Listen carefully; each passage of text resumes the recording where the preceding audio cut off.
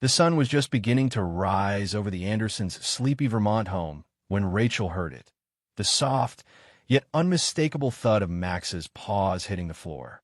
She didn't need to look to know what it meant. The familiar sound had been a part of their mornings for the last 12 years, but now it had changed. The dog who once bounded across the house, full of life and excitement, now moved with caution, his steps slow and deliberate, as though the world had become a series of obstacles. "Max, hey boy," Rachel whispered, her heart heavy with the weight of what she already knew. She had seen the signs for weeks, the hesitation, the confusion in his eyes. The once bright spark had dimmed in his gaze, replaced by uncertainty and an overwhelming sense of loss. Not the loss of a person, but the loss of something fundamental. Max, their once vibrant golden retriever, was slowly losing his sight. She stood at the top of the stairs, watching him struggle in the hallway below. His head tilted slightly, trying to make sense of the world that no longer made sense to him. The morning light streamed through the windows, casting long shadows across the hardwood floors. But to Max, it was all just a blur now. Rachel felt her throat tighten. The thought of losing Max, the last living piece of Sophie, was too much to bear. Sophie had brought Max home as a puppy on her 22nd birthday, just before everything had changed. Now, 5 years after that tragic accident that had taken their daughter, Max was their only connection to her. The dog had been there for them through the grief. The silence that followed Sophie's absence, his presence a reminder of the laughter and joy they had lost. Rachel's heart broke again, not just for the dog who had been with them through it all, but for the pieces of Sophie that were slowly slipping away, bit by bit. "Tom," Rachel called softly, her voice barely a whisper. "Something's wrong with Max." Tom looked up from his chair, his tired eyes meeting hers. His arthritis had kept him from doing much lately, but his sharp gaze was still the same. "What's going on?" His voice was rough, but there was concern there, concern for both Max and the hole that Sophie's absence had left in their lives. "He can't see, Tom." Rachel's voice trembled, the tears threatening to spill over. "He's lost his sight." Tom stared at her, taking in the sight of their once vibrant dog, now fumbling through the house. He stood up slowly, his knees protesting, and made his way to Max. The dog stopped when he sensed him near, his head lowering in confusion. Tom's hand reached down, gently stroking the dog's head, but Max didn't respond with his usual enthusiasm. Instead, he only nuzzled Tom's leg, lost in his own confusion. "I think it's time we do something," Rachel said, her voice filled with both sadness and determination.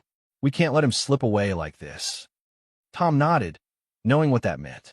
The same determination that had gotten them through Sophie's illness and the pain of her passing was now needed again. This time it was for Max. The decision wasn't an easy one, but they both knew it had to be done. Rachel spent hours researching options, trying to find something, anything, that could help Max. She read about blind dogs, how they adapted, how they lived. But what Max needed was more than just coping mechanisms. He needed guidance. He needed something to help him reclaim the world that had once been so familiar to him. It was then that Rachel found a video that seemed to offer the answer. It was a shelter in a neighboring town that specialized in helping elderly and disabled dogs. The video showed a golden retriever, not unlike Max, being guided by a cat. The two animals were working together, the dog blind, the cat acting as a guide. It was the most beautiful thing Rachel had ever seen. "I think this is it," Rachel whispered to herself, watching the video once more. The cat's gentle sounds and deliberate movements were a lifeline for the blind dog, guiding him with precision and care. It was as if the dog had been given a new purpose, a new way to navigate the world without sight. Tom was skeptical, but the idea struck him, too. This could work. "We'll try it," Rachel said, her voice filled with hope. "We'll go see them tomorrow." The following day, they drove to the shelter, a place that felt both foreign and comforting all at once. The building was small, but it was well kept, with large windows that allowed the light to pour in. They were greeted by Sarah Matthews, the shelter's director, whose warm smile instantly put them at ease. "We're here for Max," Rachel said, her voice shaky but resolute. "We've heard about the program you run. We think he might benefit from it." Sarah nodded, her eyes reflecting a deep understanding. "I think we can help him," she said. "Let me show you around." They followed Sarah into a spacious room where a golden retriever, similar in age to Max, was moving around with grace. But what caught Rachel's attention was the presence of a gray cat beside the dog. The cat was walking beside him, making soft, trilling sounds, guiding him as he moved through the space. "This is Daisy," Sarah explained. "She's been with us for a while, and she helps guide the dogs we work with. She's a therapy cat, and she's been incredible." Rachel and Tom watched as Daisy moved with deliberate steps, her soft trills guiding the dog in front of her. The dog seemed to follow, his movements sure and steady. "This is exactly what Max needs," Rachel whispered to Tom, her heart swelling with hope. The next few weeks were filled with uncertainty, but also with progress. Max was slowly introduced to Daisy, and their bond formed almost immediately. Daisy, with her gentle guidance, helped Max navigate his world. She didn't just guide him physically. She gave him something deeper, purpose. Rachel and Tom watched in awe as Max, once hesitant and unsure, began to walk with more confidence. His head lifted, his steps became more certain, and he even started playing again, something Rachel hadn't seen him do in months. Daisy had not only taught him how to move in a world without sight, but had given him a renewed sense of self. Max's transformation wasn't just physical, it was emotional too. He started to reconnect with Rachel and Tom in ways that he hadn't been able to since Sophie's passing. The dog that had once been their anchor in their grief was now the dog who was teaching them how to heal again. In their quiet home, surrounded by memories of Sophie, Rachel and Tom realized something profound. Max wasn't just surviving anymore, he was thriving. And so were they. Days turned into weeks, and Max's transformation seemed almost miraculous. At first, it was just small things. He started taking his walks with more confidence, following Daisy's guiding trills, his tail wagging just a little more with each passing day. He even began to venture farther into the backyard, his nose twitching as he explored the familiar ground once again. Rachel watched this progress from the kitchen window, her heart swelling with pride.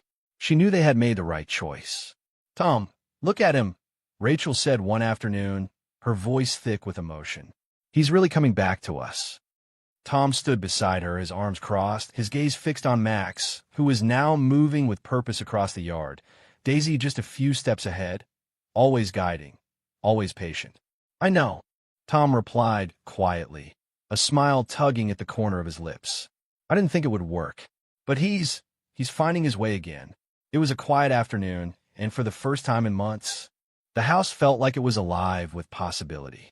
Max was no longer a dog stumbling through darkness, but one reclaiming his life, step by step. As the days passed, Rachel and Tom found themselves talking more about the future, something they hadn't dared to do in years.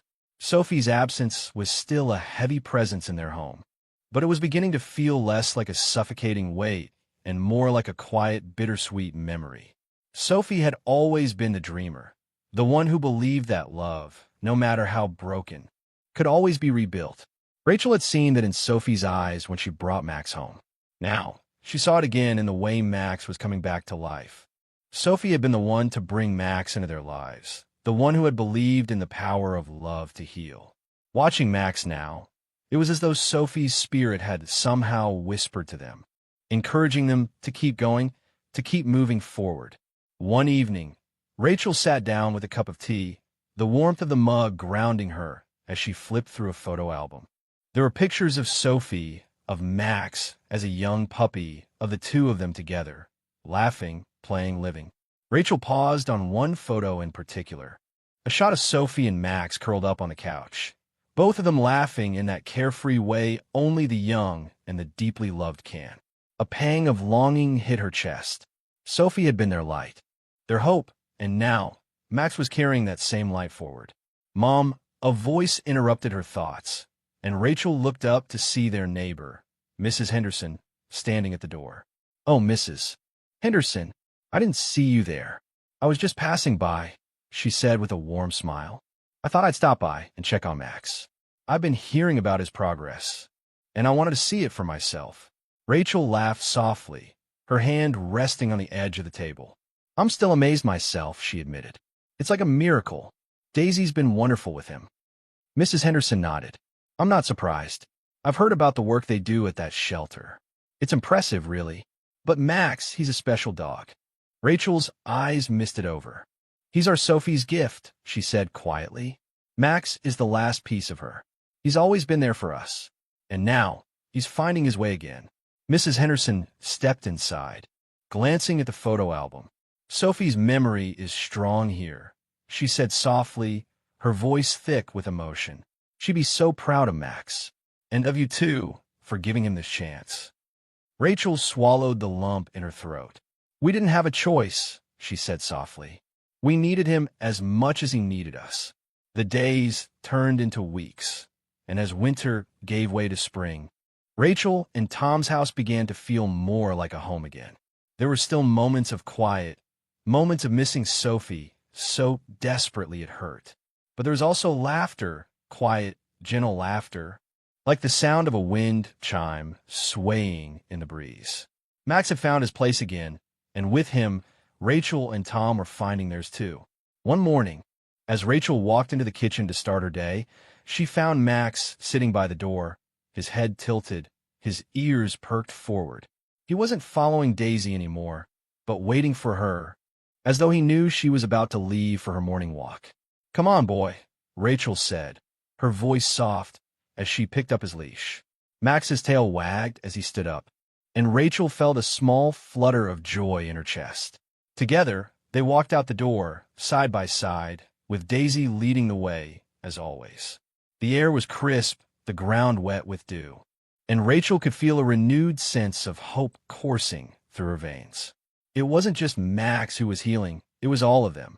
Together, they were finding a new beginning, one that was filled with uncertainty, but also with the promise of something beautiful. The mornings had grown quieter as the weeks passed. The house, once filled with the lively energy of Sophie's presence, had settled into a kind of peaceful rhythm. Max was adjusting more every day, and Rachel had found herself adjusting too. She was learning, slowly, to accept the moments of silence and to fill them with the quiet comfort of routine. It was early one crisp spring morning when Rachel, after slipping into her favorite wool sweater, made her way to the kitchen, where she found Max sitting by the window, his eyes squinting at the light filtering through the leaves. Daisy lay curled up on the couch, a soft sigh escaping her as she slept. Rachel paused, watching the two dogs for a moment. The transformation that had taken place in Max over the last few months was nothing short of remarkable. He had gone from being a nervous, trembling dog, unsure of the world around him, to this confident, steady companion. You're becoming the dog you used to be, aren't you? Rachel murmured to Max, her voice full of admiration. Max wagged his tail slightly, then turned his head, offering her the softest gaze. Just then, Tom entered the room, his usual cup of coffee in hand. He smiled when he saw Max, then looked at Rachel, a subtle, almost imperceptible shift in his expression. I've been thinking, Tom began, taking a sip of his coffee. Maybe it's time we look into doing something more for Max. More than just this routine of daily walks and gentle encouragement. He's gotten so much better, but there's still so much potential there. What if we could help him reach even further? Rachel raised an eyebrow, intrigued but cautious. What are you suggesting? I spoke with a vet friend of mine in Burlington, Tom continued, setting his coffee mug down on the kitchen counter. There's a program for dogs with disabilities, especially those who've had trauma. It's more intensive than what we've been doing, but it might help Max reach new heights. They've had success with dogs like him. They work on sensory integration, helping them adjust to the world they can no longer fully see. I think it could really make a difference for him. Rachel's heart clenched, but he's already made so much progress. Do we really need to push him further? It feels like we're asking so much from him already. I know, Tom said, his voice gentle, understanding. But the thing is, Rachel, Max doesn't give up. He's teaching us to keep going even when things seem impossible. If we can help him heal even more, shouldn't we give him that chance? Rachel looked at Max, whose ears perked up at the sound of his name. He was listening, alert and eager, despite his vision loss. His once hesitant steps were now measured and confident, but she could see the longing in his eyes, longing for more, for something beyond the comfort of routine. I guess you're right, Rachel said quietly, her voice a mix of pride and uncertainty. Maybe it's time we took the next step. For him. Over the next week, Rachel and Tom made the decision to take Max to Burlington. They researched the program, talked to the veterinarians, and prepared themselves for the next chapter in Max's healing journey. There was a mix of excitement and apprehension in the air, a bittersweet understanding that they were pushing Max further than they ever thought they would. The day of their appointment arrived, and Rachel found herself pacing nervously in the living room as Tom gathered Max's things. Daisy lay by the door, sensing the change in routine, her eyes following Rachel's every movement. "We'll be back soon, girl," Rachel murmured, bending down to give Daisy a gentle pat on the head. Daisy thumped her tail once, then turned back to rest, as though she understood. Max stood by the door, his leash dangling loosely in Tom's hand, his head tilting from side to side as if sensing the anticipation in the room. Rachel took a deep breath, then opened the door. The drive to Burlington was long but peaceful. Rachel watched the changing landscape outside the window, the budding trees, the soft spring flowers beginning to bloom. There was something about the journey, something symbolic about moving forward, not just for Max, but for all of them. As they arrived at the clinic, a sense of nervous energy filled the car. Rachel could see the buildings of Burlington growing closer, the hum of the city creeping in with each passing block. But it was the veterinary clinic, nestled on the edge of town, that held their focus. It was a small, unassuming place, yet there was a quiet energy around it, an aura of calm and purpose that seemed to resonate with everything they had been through. "Here we go," Tom said softly, his hand resting gently on Max's head. Rachel stepped out of the car, her heart racing as she opened the door for Max. She watched as Tom led him toward the entrance, Daisy at their heels. But something had shifted in Rachel. Something was stirring deep within her chest. She couldn't shake the feeling that this wasn't just about Max anymore. It wasn't just about giving him a chance to heal, to recover from what had happened to him. It was about their family, their journey of grief and healing, coming full circle. Sophie's memory was still with them, of course, but Rachel was beginning to feel that, in a strange way, it was time to let go of some of the pain, to make space for new beginnings.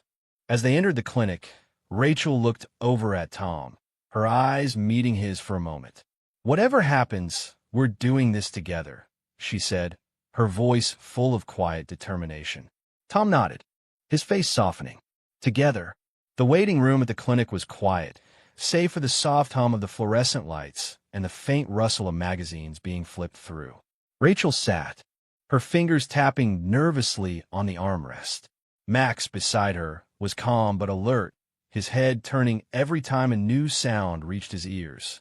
His leash was loosely held in Tom's hand, but it was clear that Max, despite his blindness, could feel the change in the air. Rachel glanced at the clock. It was almost time. "Max," she murmured, her voice soft as she bent down to stroke his fur. "We're doing the right thing. I just want you to know that." Max turned his head towards her touch, his clouded eyes never leaving her face. His tail wagged once, a slight movement, but enough to reassure her that he understood. Just then, the door opened, and a woman in a white lab coat stepped in, her warm smile matching the gentle tone of her voice. "Hi, you must be Max," she said, crouching down to Max's level. "And you must be Rachel and Tom. I'm Dr. Grace." Rachel stood up, her heart lifting just a little at the doctor's approach. "Yes, we're Rachel and Tom. And this is Max." She paused, giving the doctor a nervous smile. "We've heard so much about your program. We're ready for him to take the next step." Dr. Grace smiled back and gave Max a gentle pat on the head, her fingers trailing through his fur. "We're so glad to have him here. Don't worry. Max is in good hands." She looked at Rachel and Tom with a kind, understanding gaze. We've seen many dogs like him, dogs who have lost their sight, but not their spirit. Mux is a fighter. He'll do just fine. Rachel swallowed hard, the lump in her throat growing. She felt the familiar pang of grief rise in her chest, the ache of loss that had never fully faded. But there was something else too, something new, a flicker of hope. It was small, but it was there. Okay, Rachel said, trying to steady her voice. What's the next step? Let's get started with the evaluation, Dr. Grace replied. We'll assess his behavior and figure out the best way to help him adjust. It's a process, but we have a lot of tools that can help him live a more comfortable, independent life. The evaluation took longer than they expected. Dr. Grace worked with Max patiently, guiding him through a series of tests to understand how well he was coping with his blindness. Max navigated the room with cautious steps, using his other senses to explore his environment. His ears flicked at every new sound, and he occasionally paused to sniff the air as if weighing every decision. After nearly an hour, Dr. Grace looked up from her notes, her expression thoughtful. He's doing well, she said. He's adapted to his blindness better than I expected, but he's still relying heavily on you both for guidance. That's completely natural, but we can work on helping him become more independent. Rachel and Tom exchanged a glance. They both knew that Max had made incredible progress, but the idea of pushing him further still felt daunting. What's the plan? Tom asked, his voice steady but tinged with concern. Dr. Grace smiled reassuringly. We'll start with sensory training. Max is already relying on his other senses, but we can enhance that. With the right cues, he can learn to navigate more confidently on his own.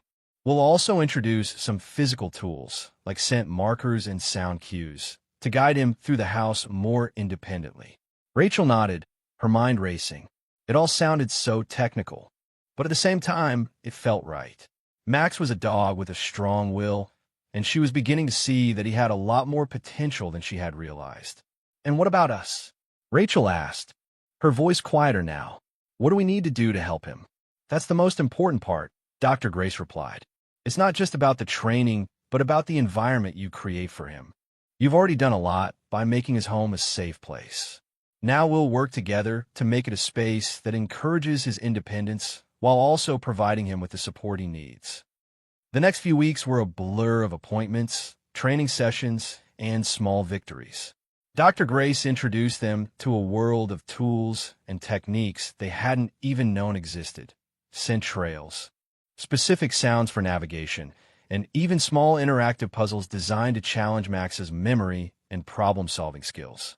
Max, with each passing day, began to grow more confident, taking steps he would have hesitated at before. And just as the days passed and Max found his footing, Rachel also found hers. She started to let go of the guilt that had plagued her since Sophie's death. The pressure to hold on, to preserve everything just as it was, started to ease. She understood now. Sometimes love meant letting go of the past in order to embrace the future. One evening, as Rachel sat on the porch with a cup of tea, watching the sun dip below the horizon, she felt Max settle beside her. His head rested on her lap, and she absent-mindedly stroked his fur, a sense of peace settling over her. Tom joined her moments later, sitting quietly beside them. They both watched as the sky darkened, the first stars appearing in the evening sky. It was the kind of peaceful moment that had once felt out of reach. And yet, here they were, moving forward, one small step at a time. Rachel looked at Tom, her eyes filled with a quiet understanding. We're doing it, she said, her voice barely above a whisper. Tom nodded, his hand resting on Max's back.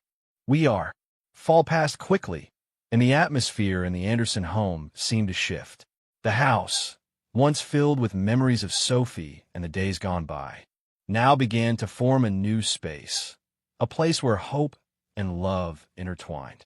Tom and Margaret had changed the way they viewed the past, from days of sorrow to now restoring those values in ways they had never considered before.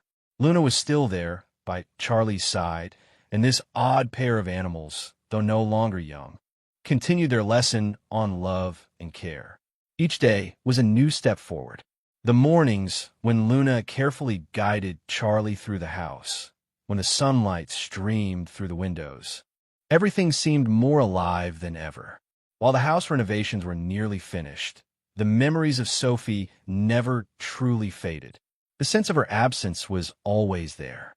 But now those memories, instead of holding them back, became the drive to move forward in a way they never thought possible.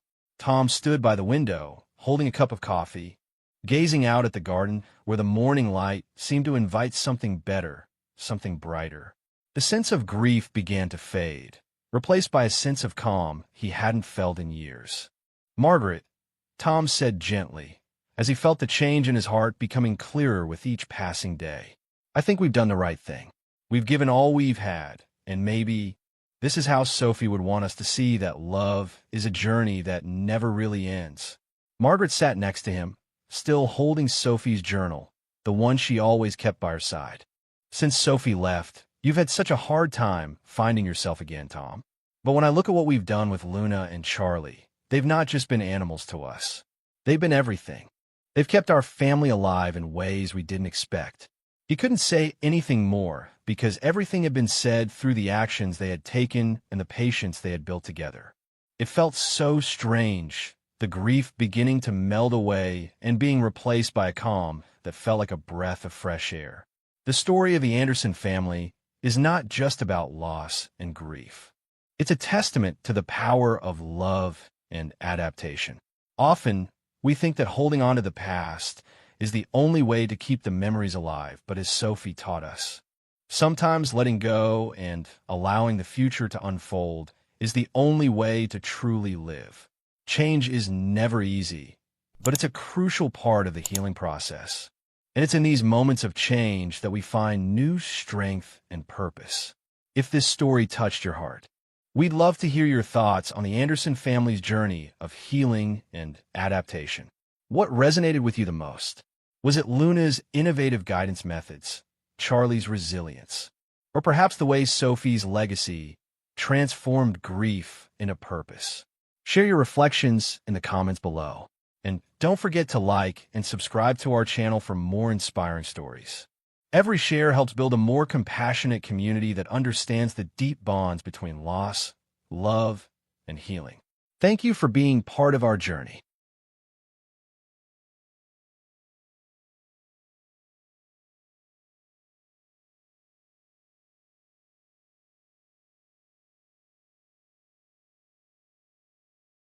The sky over Boise was heavy with clouds as the sun dipped below the horizon, casting an eerie orange glow over the desolate backyard. The wind whispered through the trees, carrying the faintest hint of desperation, as if the earth itself knew something was about to change. In the center of the neglected yard stood a German shepherd, his fur matted and dirty, his eyes wild with fear and anger. The chain that had bound him for years rattled with every forceful tug, but Shadow, as they called him, showed no sign of relenting. Welcome to the Heart Force channel, where you and I find more meaning in life through dog stories. Before we continue, please comment below and let us know where you're listening to this video. And if you have any dog stories of your own, feel free to share them with everyone. His life had been reduced to a monotonous loop of pacing, his body worn thin from years of minimal care. The sound of a distant car horn or the sudden rustle of leaves sent him into a frenzy, but nothing seemed to calm the storm within him. His bark, once a call for help, had turned into a hollow cry of abandonment. To the neighbors, he was a menace. To Sarah Matthews, the animal protection officer who had been watching him for weeks, he was a tragedy waiting to be healed. "He's a ticking time bomb," the locals whispered, pointing at the chained dog, afraid to go anywhere near the house. But Sarah saw something different in his eyes. She saw a soul broken, not by instinct, but by the weight of what he had endured. With every passing day, Sarah felt the pressure mounting. The media painted Shadow as a dangerous animal, and the local authorities had started to lose patience. Parents walked their children on the opposite side of the street, and the mail carriers had begun refusing to deliver letters to the surrounding homes. The whispers of a final solution A call for action that would end the pain for everyone grew louder. But Sarah couldn't bring herself to give up on him. She had to try. That evening, as the sun dipped low, Sarah made a decision that would change everything. She called Dr. Ethan Parker, a man whose name she had heard whispered with reverence in the world of dog rehabilitation. He was known for his unorthodox methods, a man who saw beyond the scars and the violence, and into the soul of a dog. "Please," Sarah begged, "you have to help us. This dog, he's not just a menace. He's broken. He needs someone who can understand him, someone who can see him for what he really is." Ethan had spent years working with traumatized dogs. His journey started in the military, where he learned that fear was often mistaken for aggression. He had seen countless dogs with hearts full of terror, unable to trust the world around them. But the first time he had truly understood the depth of a dog's pain came when he met Rex, a Belgian Malinois whose trauma had mirrored his own. Together, they fought against the darkness of fear. And through patience and understanding, Rex became a partner unlike any other. The loss of Rex in a tragic accident had shattered Ethan's heart, but it had also solidified his purpose: to help those who had been abandoned by the world. But Shadow was different. Sarah had already warned him of the challenges. "He's completely feral," she said, her voice cracking as she relayed the warnings of the behavioral specialists who had tried and failed. "He's been isolated for so long. He can't even stand to be near people. We've tried everything." As the phone call ended, Ethan closed his eyes for a moment, letting the weight of the case settle on his shoulders. "I'll be there tomorrow," he said softly. The next morning, Sarah met Ethan at the property. They drove through the narrow streets, heading toward the abandoned house where Shadow had been left to live a life of solitude. As they approached, the barking began, a low, guttural sound that grew louder with each step. It echoed through the empty streets, a warning of the chaos within. Ethan remained calm, his eyes narrowing as they pulled up to the house. He needed to see Shadow for himself, to understand what lay beneath the fear, the aggression, and the pain. He stepped out of the car, his boots crunching on the gravel as Sarah led him toward the backyard. The scene before him made his stomach tighten. There, in the center of the yard, Shadow paced in circles, his movements jerky and desperate. His eyes locked onto them as they approached, and for a moment there was silence. Shadow's ears twitched, his gaze intense and filled with a mix of fury and terror. He lunged forward, his chains straining with the force of his movements, but Ethan didn't flinch. He stood still, his presence steady. "How long has he been like this?" Ethan asked quietly, watching the dog's every movement. "At least 5 years," Sarah replied, her voice barely audible over Shadow's relentless barking. "The previous owners just left him here when they moved away. No one's ever tried to help him." Ethan's mind raced as he observed the subtle signs that Shadow wasn't just a feral animal. There was something familiar in his movements, something that spoke of training, of a time when he had been part of something more than a chained prisoner. Shadow's behavior wasn't purely instinctual. It was a sign of something deeper, something lost. "I need complete control of this situation," Ethan said, his voice firm. "No media, no interference, just you and me." As Sarah nodded, Ethan's gaze remained fixed on the German Shepherd. This was no ordinary dog. He wasn't just a threat. He was a hero, one who had lost everything. And it was Ethan's job to help him find his way back. As the day wore on, Ethan sat in the yard, a safe distance from Shadow, observing his every move. Shadow's pacing grew slower, more deliberate, as he began to process the presence of the man who had come to help him. Ethan didn't speak. He didn't try to make contact. He simply existed, letting the dog get used to his presence. Hours passed, and with each one, Shadow's behavior shifted. The frantic energy began to fade, replaced by moments of stillness, moments when Shadow seemed to watch him, curious, confused, perhaps even a little hopeful. Ethan knew the road ahead would be long, but for the first time in years, Shadow was starting to show signs of trust. That evening, as the sun dipped below the horizon, casting a golden hue across the yard, Ethan stood up and turned to Sarah.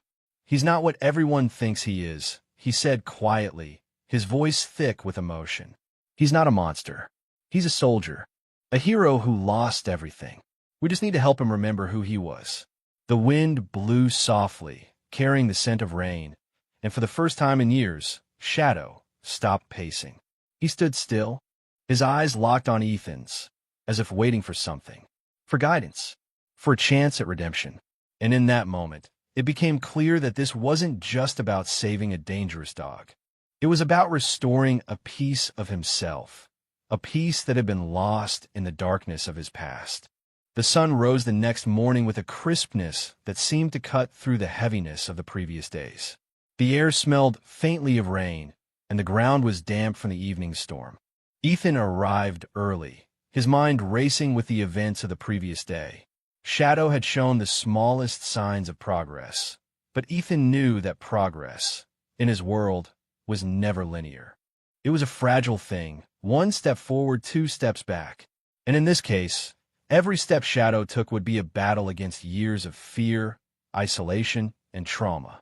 As Sarah arrived, she caught a glimpse of Ethan, sitting silently by the fence, watching Shadow as the German Shepherd continued his endless circuit. The chain rattled with every movement, but Shadow had begun to pace with a new sense of purpose.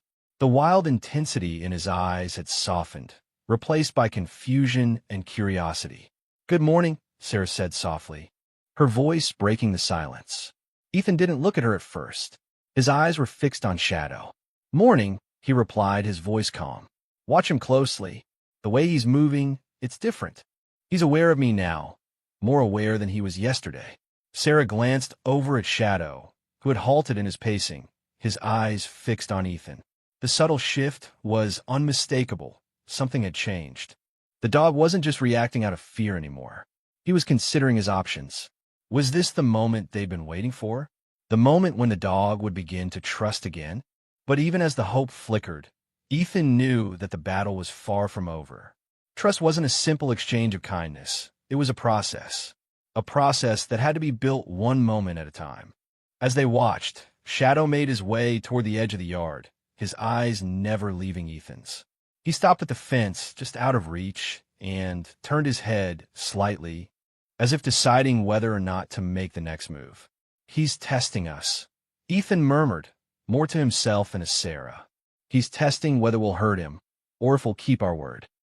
Ethan took a deep breath and stood, making sure his movements were slow and deliberate. He didn't want to startle the dog. Reaching into the cooler beside him, he pulled out a small piece of chicken. As he did, he noticed Shadow's ears flick forward. The dog's nostrils flared as he caught the scent. Ethan carefully placed the piece of chicken on the ground, just a few feet in front of him, then stepped back. He didn't speak, just stood there, waiting. For a long time, Shadow didn't move. His gaze shifted between Ethan and the food. The struggle was clear in his body language. The dog wanted to eat. The hunger was there, every inch of him aching for sustenance. But there was also the fear that had been ingrained in him over 5 long years of isolation. Shadow paced a few more laps, clearly wrestling with the choice in front of him. He wasn't just deciding whether or not to take the food. He was deciding whether or not to trust again. Every fiber of his being told him to stay away. Every moment of his past had taught him that humans were not to be trusted. They had abandoned him. They had chained him and left him to suffer alone. But there, in Ethan's quiet presence, there was something different. Minutes passed. The sun climbed higher in the sky. And then, almost imperceptibly, Shadow took a tentative step forward. Ethan's heart skipped a beat as the dog moved toward the food, but he remained still. Shadow's movements were cautious, almost hesitant, but they were real. The trust was slowly being rekindled. When the German Shepherd reached the chicken, he sniffed it, then took a small step back, as if unsure of what would happen next. Ethan didn't move. He didn't speak. He just waited, watching carefully for any signs of aggression or fear. Finally, with an almost tentative gesture, Shadow leaned down and took the food. His eyes never left Ethan's, and for the briefest of moments, their gazes locked. It wasn't just a victory for Ethan, it was a victory for Shadow. A small but powerful moment where the dog made a choice. He chose to trust. By late afternoon, Sarah and Ethan were seated on the porch, watching as Shadow continued his pacing. But this time there was something different. Shadow's movements were slower, more deliberate. He would occasionally pause, his eyes turning toward them as if considering whether to make the next move. Ethan's mind raced with the possibilities. This was only the beginning. They had made progress, but there was still so much work to do. He had to help Shadow remember who he was before the chain, before the pain. Ethan believed that healing wasn't just about overcoming trauma. It was about rediscovering one's true self. Shadow was a trained service dog, a hero who had been abandoned and forgotten. But he wasn't just a broken animal. He was a soul lost in the darkness, and it was Ethan's job to help him find his way out. Later that evening, as the last traces of daylight faded and the stars began to twinkle above the Idaho plains, Ethan spoke quietly to Sarah. Shadow's not just a victim of abuse. He's a victim of a loss of purpose, of identity. We're not just rehabilitating him. We're helping him remember who he was. We're giving him back his identity. Sarah looked at the dog, who was now sitting quietly by the fence, his head slightly cocked as he watched the world beyond the yard. "Do you think he can ever get back to what he was?" she asked softly. Ethan took a deep breath. "I believe he can. It's going to take time, but he's already starting to remember. And that's where it begins." The following morning, the air was thick with anticipation. Shadow had made progress, but Ethan knew the path ahead would not be easy. Each step forward was a victory, but every misstep, every moment of fear, had the potential to set them back. Shadow was still living in the shadows of his past, and those shadows were long and dark. It was up to Ethan to guide him, but it would take everything he had. Ethan arrived at the property before sunrise, his mind already focused on the day's work. The yard was quiet, the early morning light just beginning to filter through the trees. Shadow, however, was not still. His pacing had slowed overnight, but there was still a nervous energy about him. The chain that had bound him for so long was worn thin, and Ethan knew they didn't have much time before it gave way. The fear that gripped the dog was still there, lurking beneath the surface, but it was being met with something else, a flicker of hope. Today they would try something new. Today, Ethan would test Shadow's trust further. Sarah arrived shortly after, her presence more subdued than usual. The weight of the situation was heavy on both of them. The deadline was fast approaching, and the pressure from the board to show progress was mounting. They had a week before they would be forced to make a decision. And while Ethan had seen small successes, the community's fear of Shadow still loomed large. They needed results. They needed tangible proof that Shadow was not just another dangerous dog, but a soul deserving of a second chance. "Are you ready for today?" Sarah asked, her voice quiet as she joined Ethan by the fence. Ethan nodded, his gaze fixed on Shadow, who was pacing again, though at a slower pace than before. "I'm ready. But today, we take a bigger step. We need to show him that the world beyond this fence isn't just a place of pain. It's a place where he can live without fear." Ethan turned to Sarah. "We're going to give him a chance to choose again, to choose trust over fear." As Ethan spoke, Shadow paused in his pacing, his head turning toward them. The dog's eyes were more focused than they had been before. He was still afraid, but there was something different now. He wasn't just reacting to the world around him with terror and aggression. He was beginning to consider it, to make choices instead of being driven by his instincts. Ethan felt a flicker of hope. Taking a deep breath, Ethan stepped forward slowly, his movements deliberate and calm. He reached into his bag and pulled out a piece of high-value treat, a small piece of beef jerky, something that would catch Shadow's attention. He placed it on the ground, just out of reach, and then stepped back. Shadow's eyes followed his every movement, his body stiff and cautious. "Come on, Shadow," Ethan said softly, his voice low and steady. "It's safe. You can trust me." For a long moment, nothing happened. Shadow's gaze shifted between the food and Ethan, but he made no move toward it. His body trembled slightly, caught between the need for sustenance and the fear that had been embedded in him for so long. Ethan stood motionless, watching the dog's every move. He didn't want to push him. This was about choice, not force. Shadow had to make the decision himself. The clock was ticking, but Ethan knew that rushing the process would only harm their progress. After what felt like an eternity, Shadow took a small step forward. The sound of his paws on the dirt was faint, but it was a sound that spoke volumes. Ethan held his breath, waiting. The German shepherd's eyes were fixed on the food, but there was no immediate rush. This wasn't the desperate behavior Ethan had seen before. This was a moment of deliberation. And then, with a final glance at Ethan, Shadow took the treat. It wasn't just a victory for the dog. It was a victory for both of them. For the first time, Shadow had made a choice. He had chosen to trust again, to step beyond the walls of his trauma, and accept that the world could offer him something other than pain. "Look at that," Sarah whispered, her voice thick with emotion. "He did it." Ethan nodded, a small smile tugging at the corners of his lips. He's remembering who he was. The rest of the day passed in a quiet rhythm. Shadow continued to pace, but there was a subtle change in the way he moved. His steps were slower, more deliberate, and when he paused to observe Ethan, there was a flicker of something more than just fear. There was curiosity. There was hope. As the evening sun cast long shadows across the yard, Sarah spoke again. "Ethan, do you really think he can get back to what he was? I mean, before all this, before the chain, before the abandonment." Ethan didn't answer right away. He had to think about the question. Could Shadow ever return to the dog he had been before the world turned on him? Could he ever fully heal from the years of trauma and loss?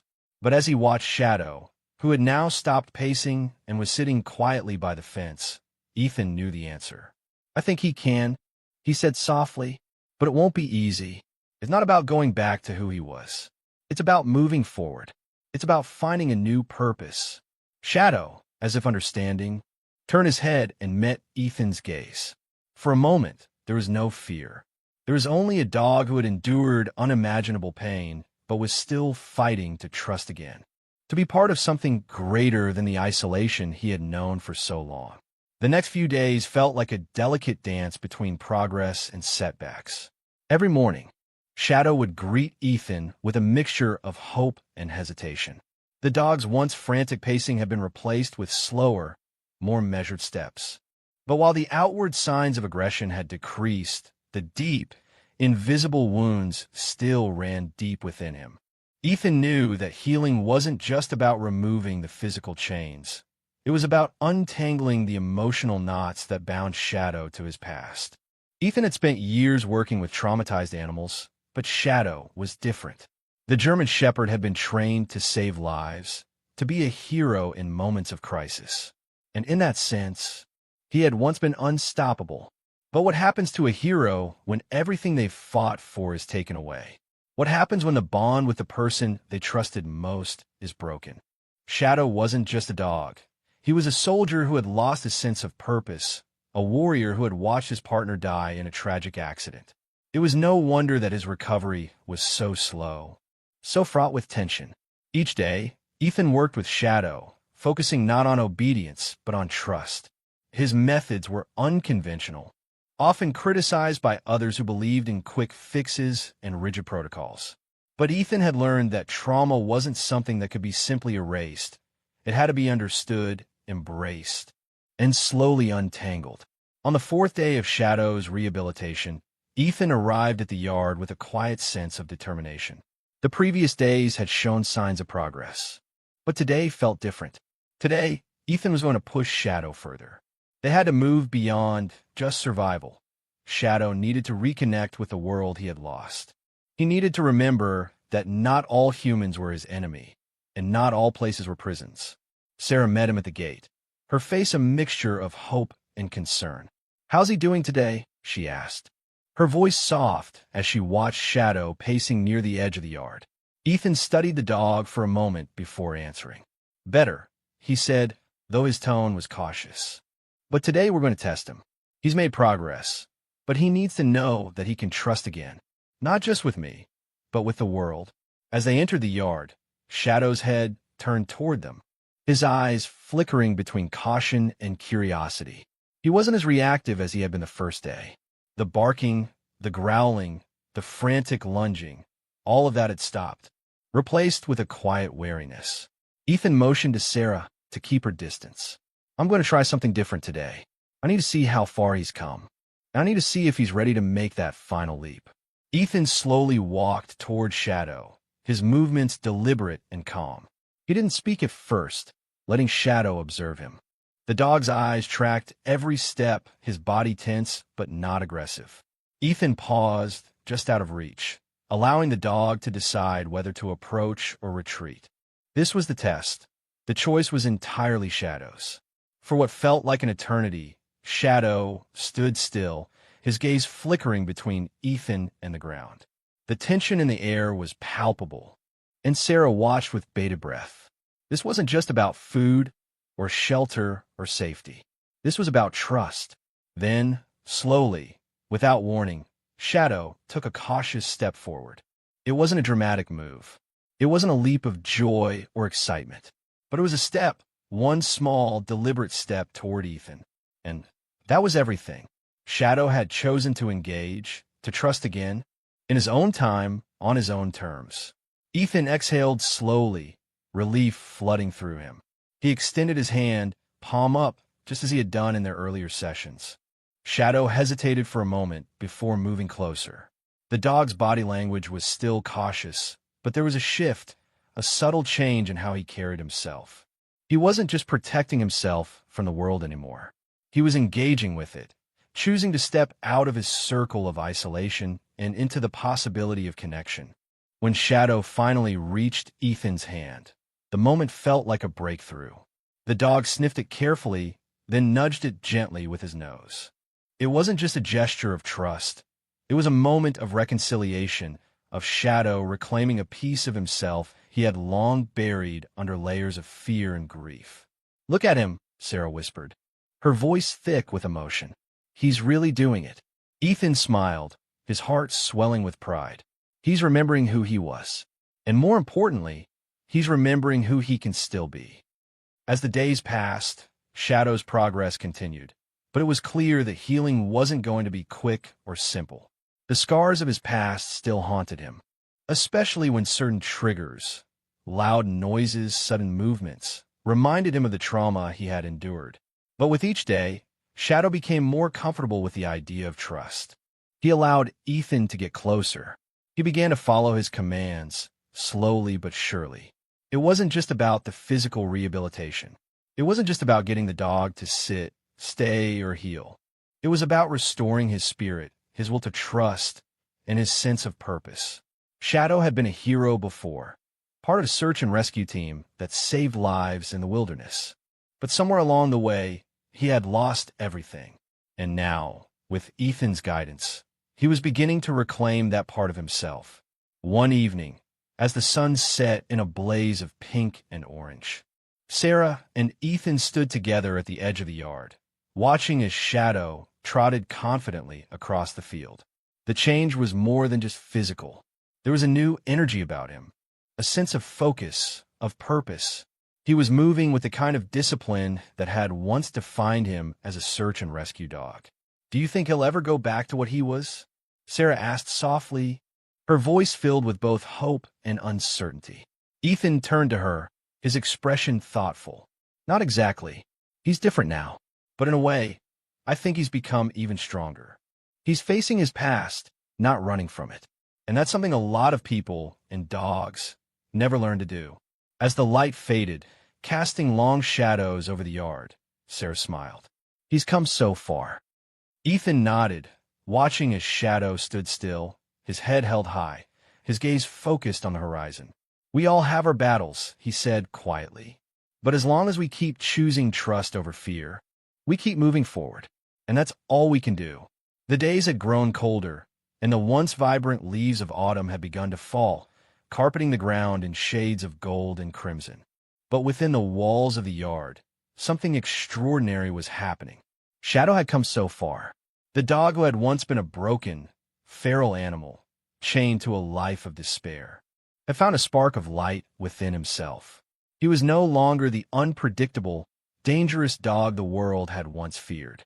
He was beginning to remember who he was, as skilled, confident, An intelligent dog, a hero in his own right. Ethan stood at the edge of the yard, watching Shadow as he walked with purpose, his movements fluid and focused. The progress had been nothing short of miraculous. But Ethan knew they weren't done yet. There was one final test, one that would determine not just Shadow's future, but his place in the world again. "Today's the day," Ethan said quietly to Sarah, who had joined him by the fence. "We've worked hard to get here, but now we need to show the world what Shadow can do." The pressure was on. The deadline was drawing near. The board of directors of the Animal Protection Department was anxiously awaiting tangible proof that Shadow could be rehabilitated. They had seen the videos, heard the reports, but they needed more. They needed to know that Shadow could be trusted, not just by Ethan, but by others. The community, the media, and even the board itself needed to see him as something more than a relic of his past. They needed to see him as a hero once again. Ethan had planned this final test meticulously. He wasn't going to rely on food or simple commands anymore. Shadow needed to prove to himself and to the world that he was still capable of his former purpose. It was time for a real-world test, a demonstration of his skills as a search and rescue dog. As the morning sun rose, the yard was filled with a sense of urgency. The equipment was set up, scent markers, obstacles, and a series of challenges designed to simulate the kind of search and rescue scenarios Shadow had once excelled at. Sarah stood by, her camera ready, prepared to document every moment. This was their last shot. The stakes couldn't be higher. Shadow, for his part, was calm but alert. His eyes were focused, his body language steady. There was no hesitation in his steps as he moved through the yard, sniffing the air, pausing to check every scent marker with practiced precision. He was in his element. His previous trauma seemed to fade as the scent of the environment filled his senses, igniting the trained professional within him. Ethan watched intently, ready to guide him when necessary, but hoping to see Shadow's instincts take over. He had seen the signs of the dog's old training. He recognized them in the way Shadow approached the scent markers, the way his movements became deliberate and calculated. This was the dog who had once saved lives, who had worked side by side with his handler to rescue people from life-threatening situations.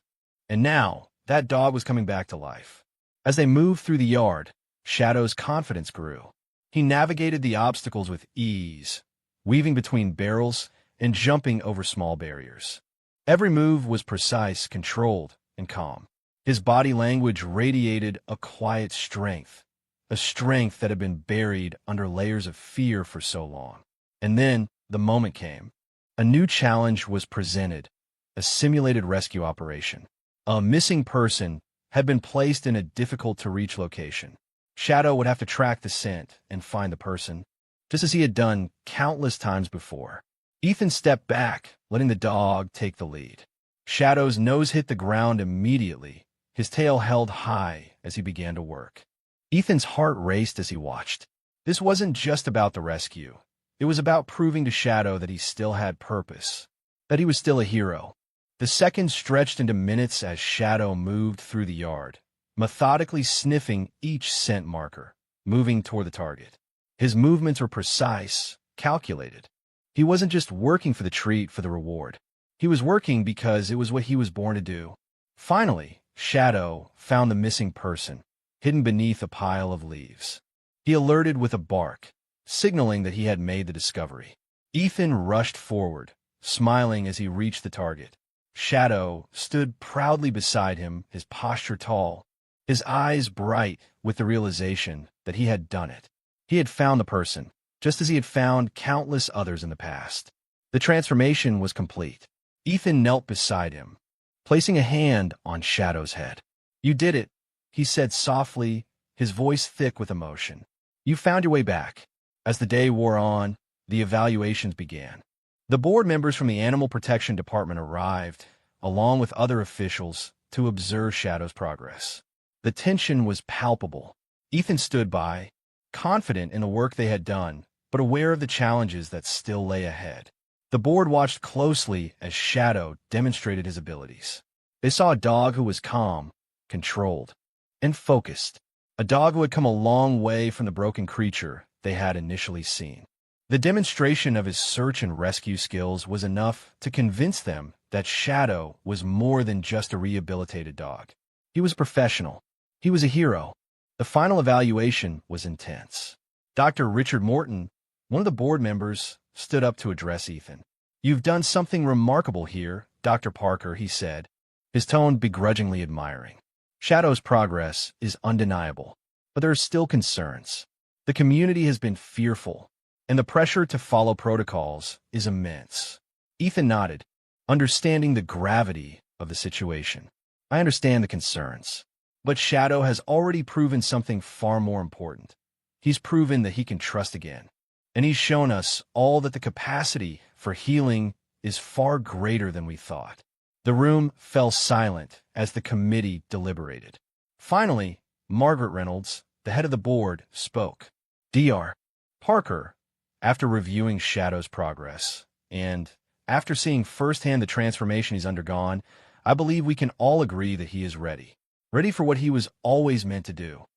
Ethan's heart swelled with pride as Margaret turned to Shadow, who was sitting calmly by his side.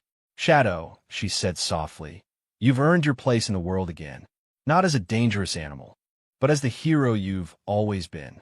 The official paperwork was signed, the formalities concluded. Shadow had passed the evaluation. He was reinstated as a service dog. But more than that, he had reclaimed his identity, his purpose, and his dignity.